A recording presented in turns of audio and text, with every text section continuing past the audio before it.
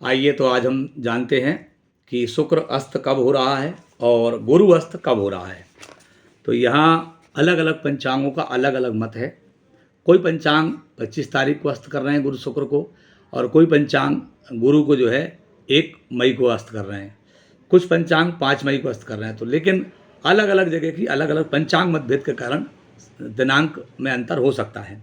लेकिन मुद्दे की बात है, लगभग हमने 4 पंचांगों का अध्ययन किया है। 4 पंचांगों में जो है 28 अप्रैल रविवार को पूर्व में शुक्र अस्त हो रहा है, और ये लगभग 2.25 महीने के बाद 5 जुलाई को पश्चिम में उदय होगा। और इसी प्रकार से हम देखेंगे गुरु पश्चिम में 7 मई मंगलवार गुरुवार को अस्त हो जाएंगे। लगभग 26 दिन बाद यानी 2 जून रविवार 2024 को पूर्व में उदय हो जाएंगे। अब ये तो हुई हमारी अस्त और उदय की बात।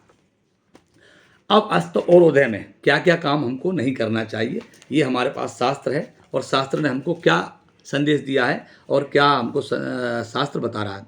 इसमें लिख रहे हैं ये कि गुरु शुक्रास्त मध्य कार्य वर्जित ज्ञानम बापी कूप तड़ाग यज्ञ गमनम क्षौरम प्रतिष्ठा व्रतम विद्या मंदिर कर्ण वेद वेदन महादानम गुरु सेवनम तीर्थ स्नान विवाहदे भवनम मंत्रादि देवेक्षणम दूरणैव जीविषु परिहरे दस्ते गुरु भार्गवे। ये लिखा है। इसका अर्थ हुआ कि जीने की इच्छा वाले पुरुष को चाहिए कि वह गुरु शुक्र के अस्त में बावड़ी, कुआं, तालाब, यज्ञ, यात्रा, चौल, देव प्रतिष्ठा, यज्ञोपवीत, विद्या आरंभ, गृह क्रम, कर्णवेधन, महादान, गुरु सेवा, तीर्थ स्थान, विवाह, देव मंदिर, मंत्रोपदेश और देव दर्शन, इन कार्यों को दूर से ही त्याग दे, ऐसा शास्त्र में हमको आदेश दिया है।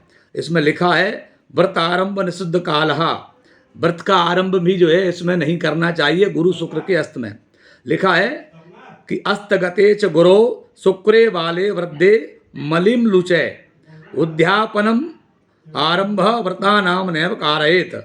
गुरु और शुक्र के अस्त में और उनके वाल वृद्धत्व में तथा मल मास में व्रत का आरंभ अथवा उद्यापन नहीं करना चाहिए, ऐसा हमारा शास्त्र कहता है। इसके बाद इसमें लिखा है कि जिन कार्यों का गुरु तथा शुक्र के अस्त में त्याग करने को कहा गया है, उनका सिंह और मकर राशि के गुरु में भी त्याग करने के लिए कहा गया है। तो यहाँ हम समझ सकते हैं कि हमको क्या बताया गया है। और इसमें एक श्लोक और है मेरे पास। इसमें लिखा है कि गुरु और शुक्र के अस्त में कितना भी पराक्रमी राजा हो, संसार का दिग्विजयी हो, सम्राट हो, चक्रवर्ती राजा हो, अगर गुरु और शुक्र के अस्त में अगर अपने कार्य के लिए घर से निकलता है तो उसका कार्य नहीं बनेगा। आप कहीं भी किसी कार्य के लिए जा रहे हैं, आपका कार्य पूर्ण नहीं होने वाला है, ये शास्त्र कह रहा है। वक्र नीच गतई खेटैर जिते च अस्त गते भ्रगो। इसका मतलब मैं एक एक करके समझाऊंगा आपको। अगर ग्रह वक्र हो, नीच राशि में हो, और खेटैर जिते चास्त गते भ्रगो, अगर ये अस्त है शुक्र तो भी जो है ये काम नहीं करना है। योग अच्छेत सा वंशम याति प्रबलो अपि दुशाम नृपहा। इसका मतलब है कि दुनिया का, संसार का सबसे बड़ा राजा हो और वो अगर आप किसी कार्य के लिए निकलेगा, उसका कार्य पूर्ण नहीं होगा।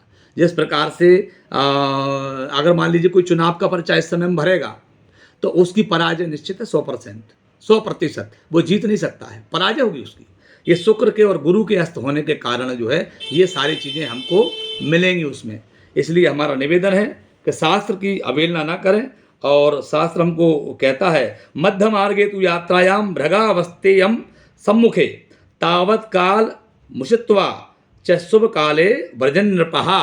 इसका मतलब है कि अगर यात्रा भी कर रहा है कोई किसी आवश्यक कार्य के लिए, और रास्ते में अगर मान लीजिए शुक्र या गुरु अस्त हो जाता है तो वहीं रुक जाए, और रुकने के बाद फिर यात्रा प्रारंभ करे जब वो उदय हो जाए।